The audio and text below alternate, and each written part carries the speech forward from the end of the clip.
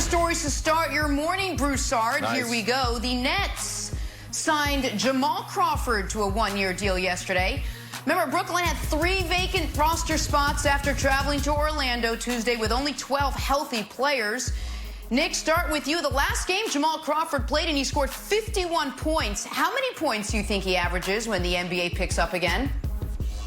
Oh, all of a sudden he's going to have to be one of the Nets' go-to scorers. So in the Nets' very abbreviated run, I think he could average, 18 points a game because I think he's going to get the opportunities. Listen, Jamal's old. Everyone loves him. If he balls out, maybe he gets a spot in the league next year. I think it's probably a wrap for him, Wilds, but I'm excited to see him get one kind of farewell tour and see if he catches on somewhere. Yeah, I think you're right about 18, Nick, but I think it's going to be a weird 18. I think there's going to be some games with 9. I think there'll be a game with like 31. So I'm expecting a big performance out of Jamal Broussard. Man, I hope both you guys are right. I love Jamal Crawford. He's one of my favorite guys in the league. He's a lot of people's one of their favorite guys. A lot of people say he's your favorite player's favorite player. But 18, wow. I know, look, his last 3 games he played, he averaged 35 points. Jenna mentioned the 51, but it's hard to see that. I say 12. Oh, okay. All right, well, let's stick with Brooklyn. They still have those 2 spots to fill. They're reportedly moving toward a deal with Michael Beasley. Nick, how much do you think Durant's friendship with Beasley maybe would influence this signing? Well, I mean, yeah, listen, Kevin Durant maybe hasn't played a game for the Nets, but he helped oust the coach. I think he's already picking the next one, and now he's doing the rosters spots as well. So KD's got his hands in a lot of pots right now. Good for him, keeping himself busy while he's rehabbing. We hope to see him back as one of the 5 best players in the world next time he's on the court. Probably with Ty Lue, his hand-picked coach, and maybe Beasley catches on full-time with them as well. It is exciting. DeAndre Jordan in the starting lineup the way he wants is, it's all coming up KD right now, Wilds. I love it. I love it. Look, he's number 2 pick. He never, really hit his potential, but KD always thought that he never got a fair shot. Thinks he can play in the league at a high level. Broussard, they still have one more spot. I want to see Isaiah Thomas on that team, too. Hey, that's not a bad name. It is so interesting how Kevin Durant is just following in the footsteps of LeBron. You mentioned it. Look, he joined the super team. He started the boardroom kind of like more than an athlete. Then he left the super team. Now he's picking the coaches and the players on the roster. I like it. And look, it's slim pickings out there. Beasley is a scorer, and I think, hey, if he's on the team, he deserves to be. I'm sure KD would love to know that he's following in LeBron's footsteps. All right, moving on to Kawhi Leonard now. He bought a soccer team, too. He did. Good call. Chris Haynes reported last night Kawhi did not travel with the Clippers to Orlando on Wednesday, reportedly given permission by the team to tend to a family matter. We are hearing he'll join the team in the next couple of days. The other concerning part of this story, guys, his health. So The Athletic put out an article yesterday asking, in part, is he closer to 100% now? Did the time off even make a difference? Will he rest during the team's back-to-back against Portland and Brooklyn? Is he on a minutes limit? Will that change in the postseason? We still have countless questions regarding Leonard's status. I hear Broussard laughing, but Nick, we'll start with you. Cause for concern when it comes to Kawhi holding up through the NBA restart?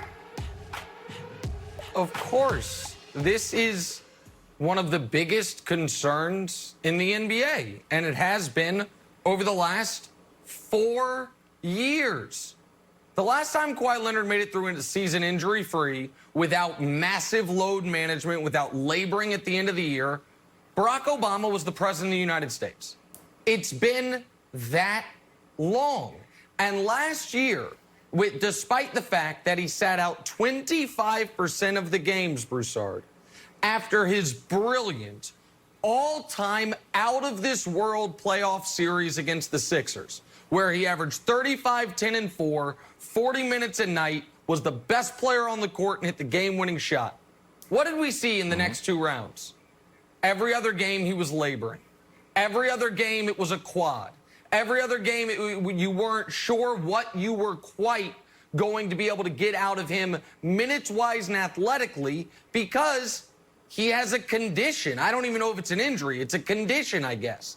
And so Broussard, in the last 6 years, he's played more than 450 playoff minutes once. So, yeah, for your beloved Clippers, who I think you have going faux, a la Moses Malone's Sixers, I think that, this is the massive concern.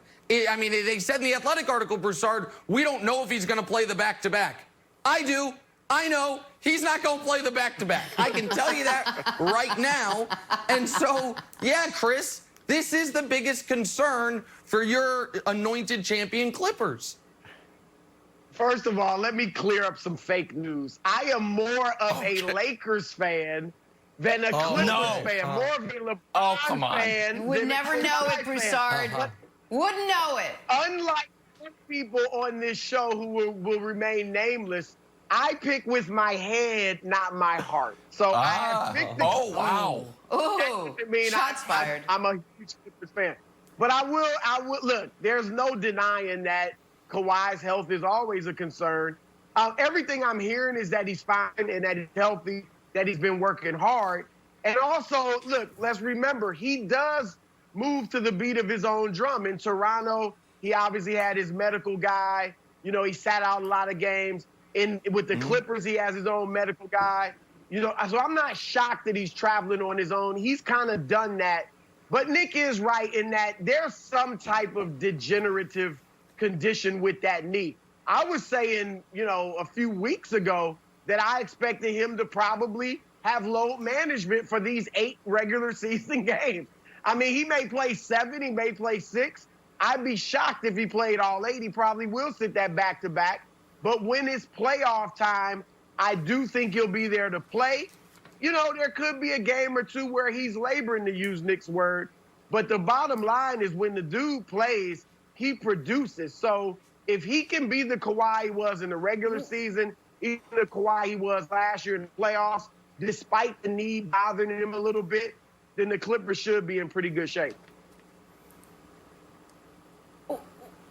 Guys, go ahead, Wows. I was going to say, what am I missing here? The guy's had 4 months off. He's going to come back in with some load management. I know everyone's had 4 months off, but 4 months, if you got a condition potentially that requires some rest, this is all the rest you could possibly need. What am I missing? What everybody Jenna, said, I think there's something going on with that knee. There is really, I think, a degenerative condition with that knee that no matter how much time he has off, he's going to have to manage it. And I think playing a lot of back-to-backs would really bother that knee over the long haul. Go ahead, Wilds. So I guess I got a question for Nick. Like, Nick, you sometimes sound like a Clippers fan, so my head is spinning because you sound like a Clippers fan. Broussard, who always sounds like a Clippers fan, is now claiming that he's the Lakers fan. So I'm caught in the middle of this marriage. It's very difficult. So, Nick, here's the weird thing. If you want to root for the Clippers, which it feels like you kind of do, I don't know if you want LeBron to get over the Clippers hump there. The good thing about when he was load managing in Toronto is Toronto was still good. He would sit out, and then Raptors went 17-5. When he sits out with the Clippers, they're not good. They're 6-7. And granted, 2 of those games were without Paul George, so it's sort of a double whammy for the Clippers. But we know that he load managed his way to a championship. So, why are you worried about load management right now, Nick? Okay, so a number of things. I'm concerned because we cannot be so results-based. Everyone. So here's the deal. Oh my God. Last year. Well, hold on. Last year, who were the 2 most load-managed players in the sport? Kawhi and Joel Embiid. They played each other in a playoff series. So whoever won, you could argue, well, load management worked. Somebody had to win that series. In the finals, if people believe the Raptors would have beaten a healthy Warriors team, then more power to them. I saw a Warriors team that had Kevin Durant for a quarter and a half, had Klay Thompson blow out his knee, still have them in a 2-point game with a minute left in Game 6 of the finals. and be that close to a Game 7. So this idea that, well, Kawhi has hacked the system. This is how you succeed in the NBA. The way you succeed at playing basketball is to actually not play basketball. I find that to be curious. You mentioned they're 6 and 7 in the games he's missed. Now they are getting almost let off the hook's the wrong word, but they're not being punished for the fact that they are the 3 seed. They're probably going to end up being the 3 seed due to some of that load management, but due to the fact that there's no home court advantage. But Jenna, you say he's had 4 months off. We started talking about this load management thing before it was in vogue on October 30th because I was sounding the alarm, Broussard, that it wasn't Halloween. He had just already had an off season, and he was already missing games. And so there is no amount of rest, evidently, that it would appear that Kawhi can get to where he can play a regular NBA schedule, like every other superstar we have ever seen in the history of the league this side of Bill Walton. And so you just have to bake that into it, and it is a massive concern. And I think